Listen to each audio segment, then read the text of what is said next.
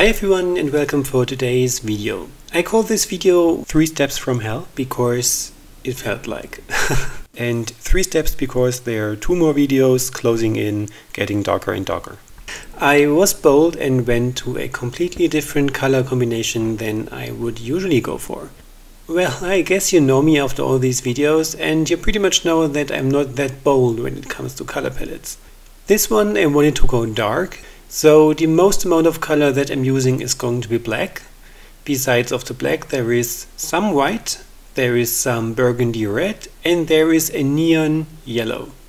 I got myself some neon colors about a year ago I think, and I used them once or twice so far.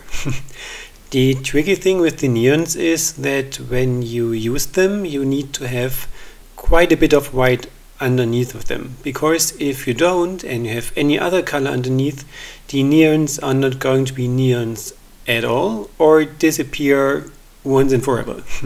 So I had a couple of attempts using it, and when there was any other color underneath, let's say the yellow was not showing up at all. When I used some of the blue or the red, it just looked like a darkened down tone of this color.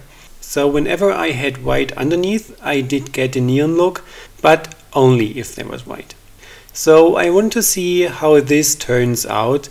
And another thing that I was challenging myself with is adding black and yellow together, because we all know what ugly things can happen when you add black and yellow together.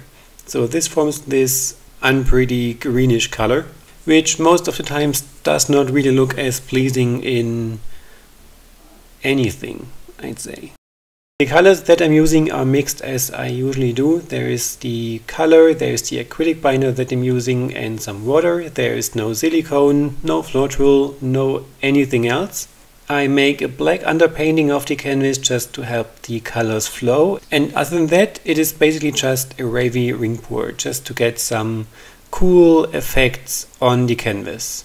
And while I was making the video, I decided to cut this into more digestible pieces. So normally my videos are about 10, 12, sometimes only 8 minutes long.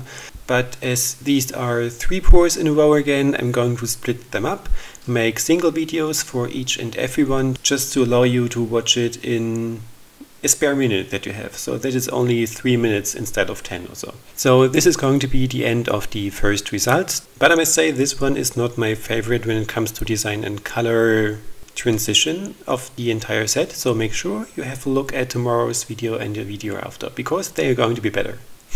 And the day after that I'm going to show you the final dried results in the finale video.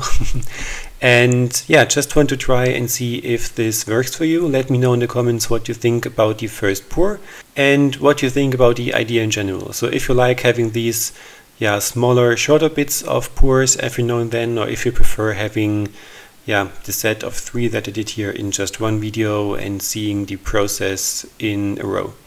So let me know. Click the thumbs up if you liked the video and subscribe if you haven't done already. Materials and social media links are down below in the video description, and I hope to see you in tomorrow's video.